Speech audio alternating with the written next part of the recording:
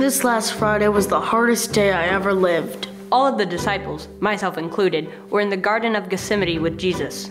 We were all wondering why we were in the garden in the middle of the night. I'm usually in bed before 10. Jesus was sweating and praying like he had no time left.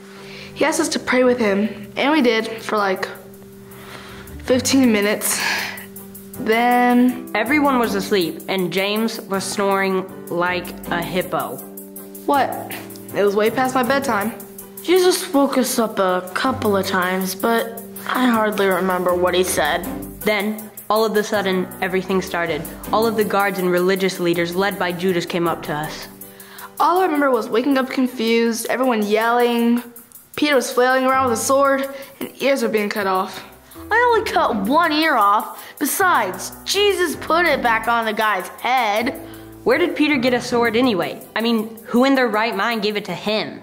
He said what? Jesus calmed everyone down, but then they arrested him. And we ran for our lives. I suppose I knew that Jesus would be taken, but it still scared me so much.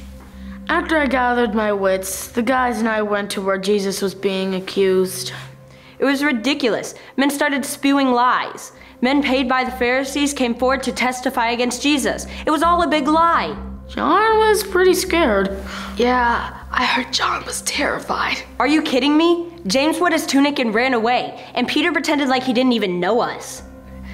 Regardless, Jesus was finishing being tried by the Sanhedrin when the rooster crowed. Huh.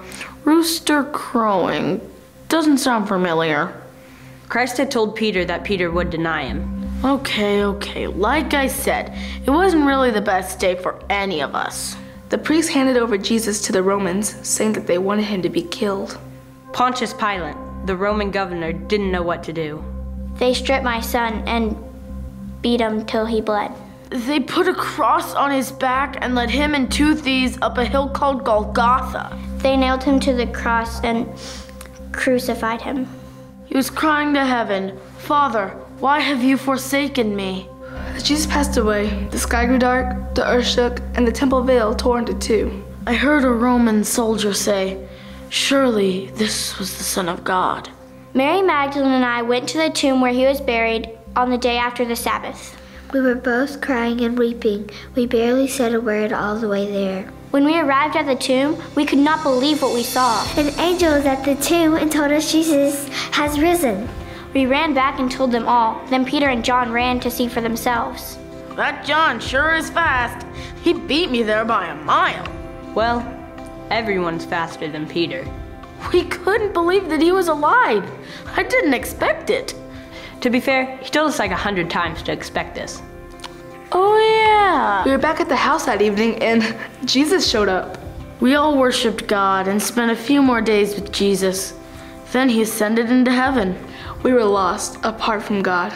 But God came to us. Jesus died to pay our price. He defeated death and rose again. He is risen. He is risen. He is risen!